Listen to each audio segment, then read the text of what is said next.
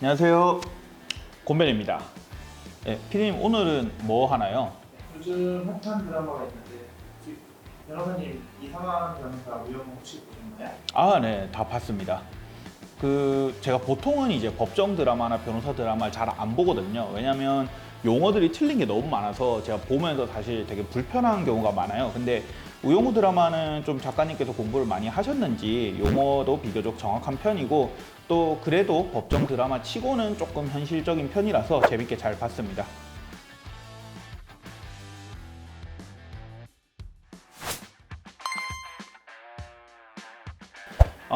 현실하고 고증이 다른 부분들이 역시 좀 있기는 했습니다. 1화에서 보면 그 김밥집 옆에 붙어 있는 신문기사에 보면 우영우가 11기 졸업생이라고 나오거든요. 근데 변호사는 그 합격 발표가 나고 6개월 동안 실무수습 기간을 거쳐서 그다음 변호사협회에 정식으로 등록을 해야 그때 재판에 출석할 수 있고 준비서면에 자기 이름도 적을 수 있거든요. 근데 우영우는 사실 이제 6개월이 지날 수가 없는 시점인데 재판에도 막 출석을 하고 서면에도 자기 이름 적는 거 보고 이거는 좀 고증이 안 맞다라는 생각을 했었습니다.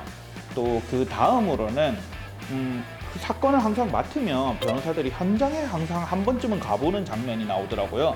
근데 대부분의 사건에서는 변호사들이 현장에 가보지는 않습니다. 뭐 꼭 필요한 경우엔 가긴 하겠지만 차라리 그 시간에 자료 한 번 더 보고 그 서면 작성의 시간을 들이는 게 훨씬 더 이득인 경우가 많기 때문이거든요. 그래서 늘 현장에 간다. 뭐 이거는 좀 고증이 안 맞는 부분이었습니다. 법률 업무적인 부분에 있어서는 확실히 유능한 변호사는 맞는 것 같습니다. 근데 좋은 변호사냐라고 하면은 저는 우영우를 보면서 좀 걸리는 점이 있었습니다. 뭐냐면 이제 상대방이 불쌍하다고 해서 그거에 너무 좀 깊이 들어가고 일부분은 이제 행동을 옮기기까지 한다는 점인데요.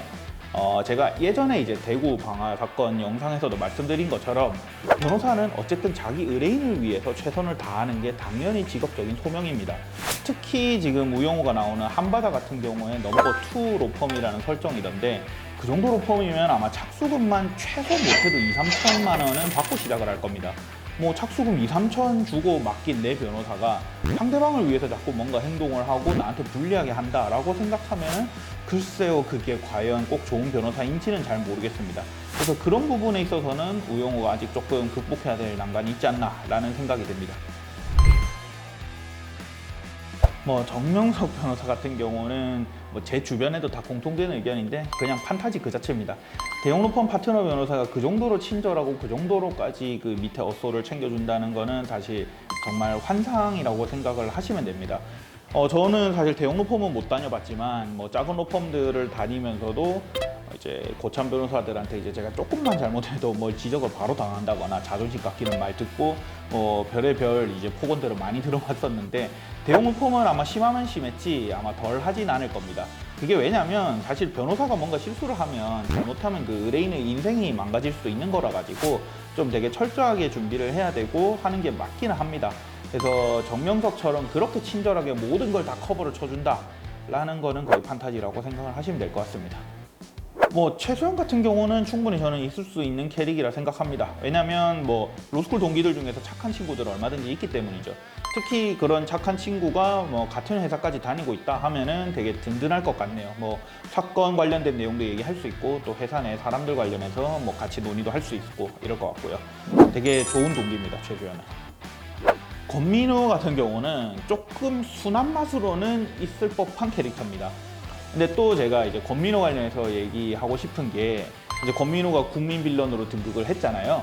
사실 권민우가 그렇게까지 행동을 하는데 저는 조금 이해되는 부분이 있습니다. 제 동기 120명 중에서 졸업을 할 때 기준으로 8대 대형 로펌에 입사를 하는 동기가 한 대여섯 명 정도밖에 안 됐습니다. 일단 대형 로펌 가는 것부터가 힘들게 갔는데 그 와중에서도 사실 또 살아남아서 파트너 변호사까지 올라가는 거는 굉장히 또 소수거든요.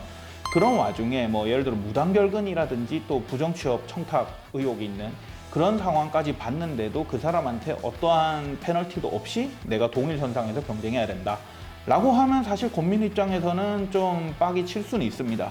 좀 그래서 일부분 좀 이해되는 면은 있는데 그래도 물론 드라마에서 하는 권민의 행동은 너무 선을 넘은 행동인 거는 맞기는 합니다. 뭐 솔직히 저는 걱정이 되게 많이 될 것 같아요. 일단 저는 그 자폐 증상에 대해서 사실 잘 알지를 못해서 이 사람을 어떻게 뭔가 내가 대우를 해줘야 될지에 대해서 되게 고민이 많을 것 같아요. 아무래도 뭐 드라마에도 나오지만 대화 방식이라든지 이런 게 제가 익숙하지 않기 때문에 엄청 고민을 많이 할 것 같습니다. 근데 뭐 어쨌든 이왕 배정이 됐다라고 하면 이 사람은 어쨌든 끌고 가야 될 건데요. 대면 업무를 맡기는 거는 되게 좀 조심스러울 것 같습니다. 뭐 드라마에도 일부 장면들이 나오죠. 대면했다가 뭐 말실수를 한다든지 이런 게 나오면 사실은 계약이 아예 뻐그러지거나 의뢰인하고 사이가 완전히 틀어질 수도 있는 문제라 가지고 일단 대면 업무를 맡기는 거는 좀 조심스러울 것 같고 처음에는 좀 서면 작성이라든지 이런 비대면 업무 위주로 좀 많이 맡기게 될 것 같긴 합니다. 일단 현실적으로 이준호 같이 생긴 직원이 얼마나 있을까요? 그리고 반대로 우용우처럼 생긴 변호사가 얼마나 있을까요? 일단 그거부터 생각을 해봐야 되고요. 제가 직접 들은 거는 잘 없고요. 근데 뭐 건너서 이렇게 직원분하고 이제 변호사가 결혼을 하는 경우가 좀 있다고 알고는 있는데 그렇게 많지는 않은 걸로 알고 있습니다.